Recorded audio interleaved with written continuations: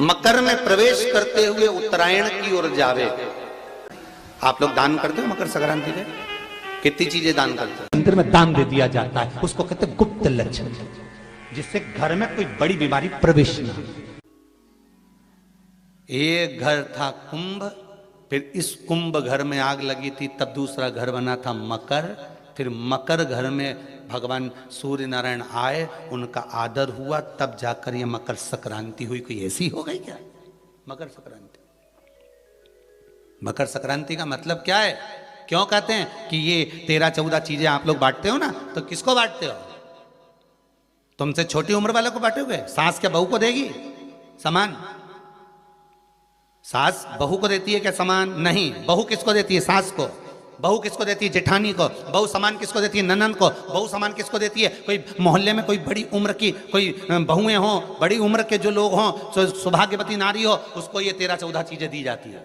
जो भी आप बांटते हो, टीकी का पत्ता हो, सिंदूर की डिब्बी हो, मेहंदी हो, कोण हो, जो भी आप बांट रहे हो, लाली भी बांट देते कई कई, तो उनका क्या है? तो ये जो चीज आप लोग बांटते हो, ये किसको देते हो आप लोग? किसको प्रदान करते हो?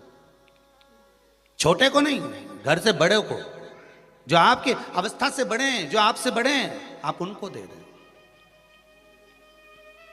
क्यों देते हैं बड़ों को? ये यहां आदर का भाव दिखाया गया, यहां आदर दिखाया गया कि यहां कुंभ में शनि महाराज अपने घर में रह रहे थे, सूर्य नारायण भगवान का आगमन हुआ, आज बेटे से मिलने का भाव जागृत हुआ और कुंभ में प्रवेश कर गए। जैसे ही घर में प्रवेश करे, अब घर में प्रवेश करे तो आदर का भाव होना चाहिए था महाराज,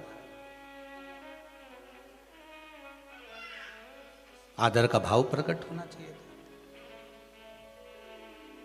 अभी कथा में कहा था, कोई घर का बड़ा आए, बुजुर्ग आए, आदरणीय आए, सम्माननीय आए, आपके पास में कितनी भी दौलत हो, कितनी भी संपदा हो, कितना भी धन हो, कितना भी वैभव हो, आप कितनी भी अच्छी कंपनी में जॉब कर रहे हो, आप कितनी भी अच्छी जगह पर पोस्ट पर बैठे हुए हो, आप कितनी भी अच्छी नौकरी कर रहे हो, चाहे आपके पास में बड़े से बड़ा पद क्यों ना हो, पर आपके भीतर बड़ों के पीछे, बड़ों के प्रति सम्मान भाव उत्पन्न होना चाहिए। सम्मान का भाव, एक आदर का भाव। आज सम्मान का भाव प्रकट करिए, आदर का भाव प्रकट करिए।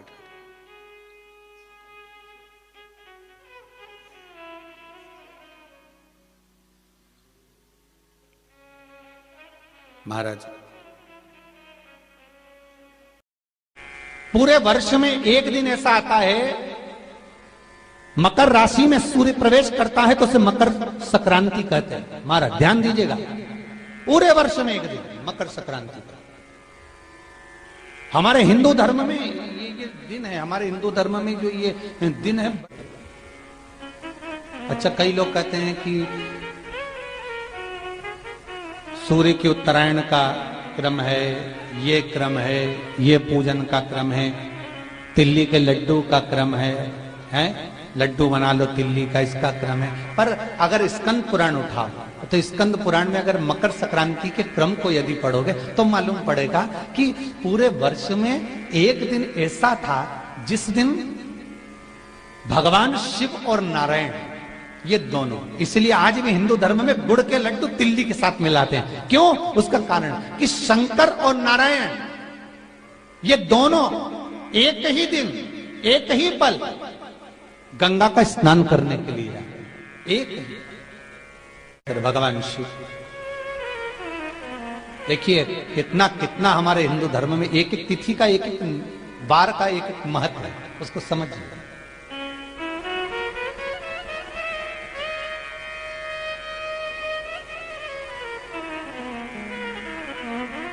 माता लक्ष्मी,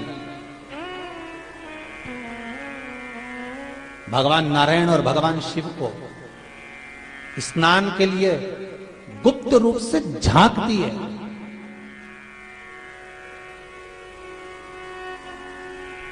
तो भगवान विष्णु ने तिरछी दृष्टि में माता लक्ष्मी को देखा, तिरछी दृष्टि, तो माता लक्ष्मी को देखकर भगवान विष्णु शिव जी को देखे तो शंकर भगवान ने कहा, नारायण हमने देख लिया, महारानी लक्ष्मी झांक रही है, हमने वर दे दिया है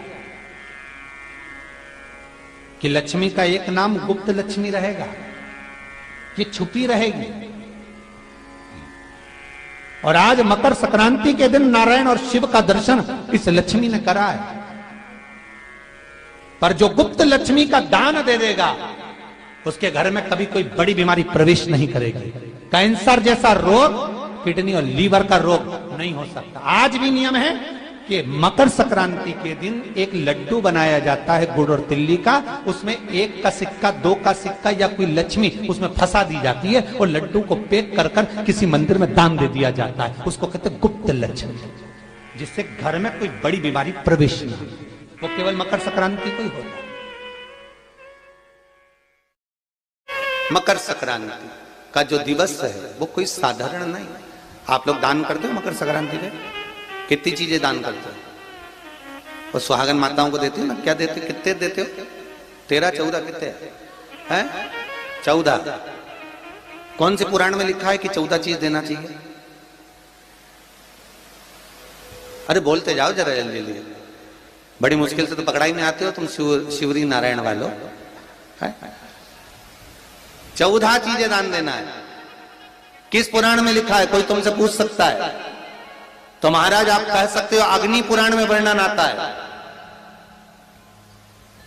कौन से पुराण में लिखा है? अग्नि पुराण में लिखा। देवऋषि नारद भगवान विष्णु के पास जाकर पूछते हैं, नारायण कृपा करिए। भगवान विष्णु ने पूछा क्या बात है, बोलिए देवऋषि नारद क्या चाहते हो? चाहते क्या हो वो बताओ। महाराज हमें इतना सा बता दो, शिव जी के यहां जाते हैं तो पहले उनके द्वारपाल से पूछना पड़ता है अंदर जाने के लिए। ब्रह्मा जी के यहां जाते हैं तो ब्रह्मा जी के द्वारपाल से पूछना पड़ता है। इंद्र के यहां जाते हैं तो इंद्र के द्वारपाल से पूछना पड़ता है।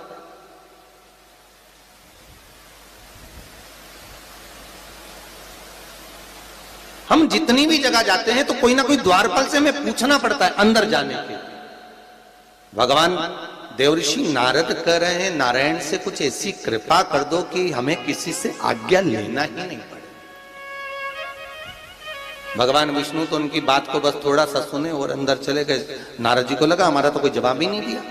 नारद जी वहीं पर टिक गए, खड़े रहे, नाम जाप करते। विष्णु वापिस आए और देवऋषि नारद से कहा एक काम करो, जब सूर्य मकर में प्रवेश करते हुए उत्तरायण की ओर जावे, उस घड़ी उस पल में देवऋषि नारद तुम 14 बार भगवान के नाम का, शिव नाम का दान दे दीजिए। भगवान नारायण के नाम का, राम नाम का, कृष्ण नाम का दान दे दीजिए। अब देखो यहां पर यह नहीं लिखा कि प्लास्टिक का डब्बा दो। समझ लेना जी हो अच्छे से कि लोगों ने दान को कितना भ्रष्ट कर दिया वो बताया जा रहा है। अग्नि पुराण में यह नहीं लिखा कि तुम प्लास्टिक की चाय की चन्नी दो 14, बाल्टी दो 14, या प्लास्टिक का डब्बा दो 14 है। यहां पर यह नहीं लिखा है कुछ भी हो। यहां क्या लिखा अग्नि पुराण में कि मकर संक्रांति के दिन जब सूर्य उत्तरायण भाव में प्रवेश करे, मकर में जावे, उस समय पर देवऋषि नारद तुम्हारे मुख से अगर 14 बार भगवान के नाम का दान 14 जीवों को दे आओगे तो किसी भी देवता के पास जाओगे, तुम्हें परमिशन की जरूरत नहीं पड़ेगी, तुम डायरेक्ट प्रवेश कर जाओगे। डायरेक्ट। अब तुमको अगर वैकुंठ में डायरेक्ट प्रवेश करना हो तो बिना पूछे, तो उसके लिए कहा ही मकर संक्रांति पे दान दो। तो किस चीज का दान देना है महाराज? प्लास्टिक का डब्बा नहीं, बाल्टी नहीं, चन्नी नहीं, फिर किस चीज का दान? तो कहा अगर देवर्षि नारद आप दान दे रहे हो तो 14 नाम का दान दीजिए। 14 जीवों को नाम का दान दे दो, भगवान के नाम का भजन करो। और अगर संसार के लोग दान दे तो किस चीज का, तो के अन्न से बड़ा कोई दान, अन्न से बड़ा कोई दान नहीं।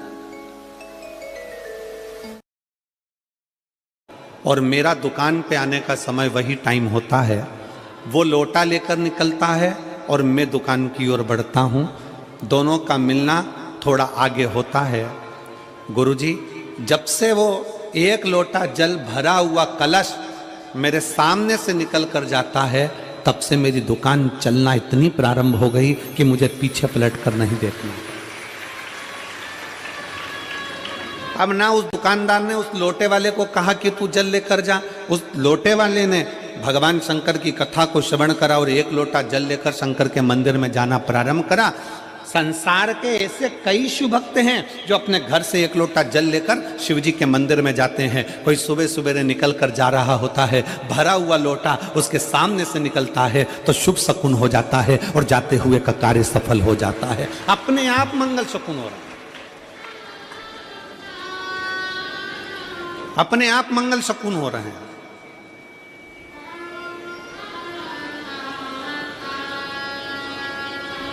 ना जाने कितनों के कार्य अपने आप हो रहे हैं। और प्रभु आपकी कृपा से सब काम हो रहा है। सब वो कर रहा है, अपन तो केवल एक निमित्त मात्र हैं, केवल एक निमित्तता है अपनी। और करते हो भोले बाबा मेरा नाम हो रहा है, भोले आपकी कृपा से सब काम हो रहा है, शिव आपकी कृपा से सब काम हो रहा है। हमारा निवेदन, आप स्वयं जब शिव की भक्ति में लगते हो, ना जाने कितनों का कल्याण आप कर देते हो। एक लोटा जल लेकर जब आप शंकर जी के मंदिर में जाते हो ना, आपका मुख ना जाने कितने लोग देखते होंगे। बोलो, देखते कि नहीं देखते? जलता फिरता व्यक्ति, मोहल्ले का लोग, कॉलोनी के लोग, आपका एक लोटा जल जब चढ़ाने के लिए आप अपने शंकर के मंदिर में जाते हो तो आसपास के लोग आपका मुख देखते हैं।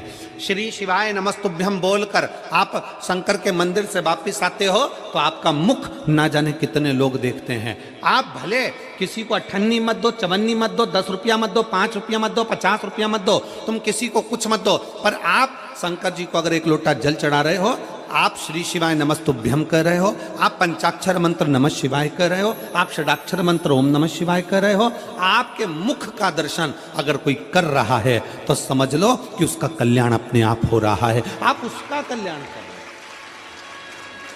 आपका तो हो रहा है, पर उसके साथ साथ साथ साथ जो आपका दर्शन कर रहा है, जो आपको देख रहा है, उसका भी कल्याण।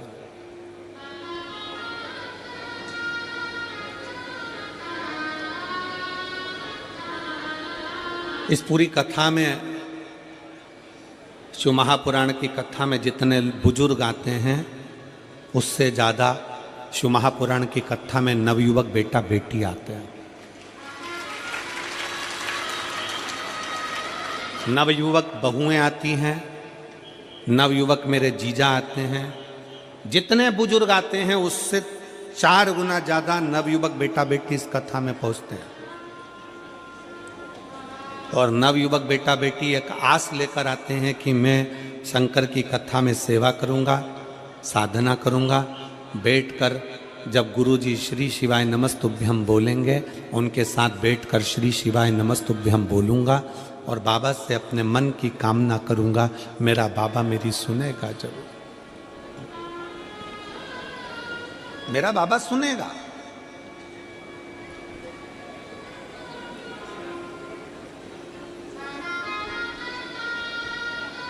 नवयुवक बेटा बेटी एक आस लेकर, विश्वास लेकर, और देखो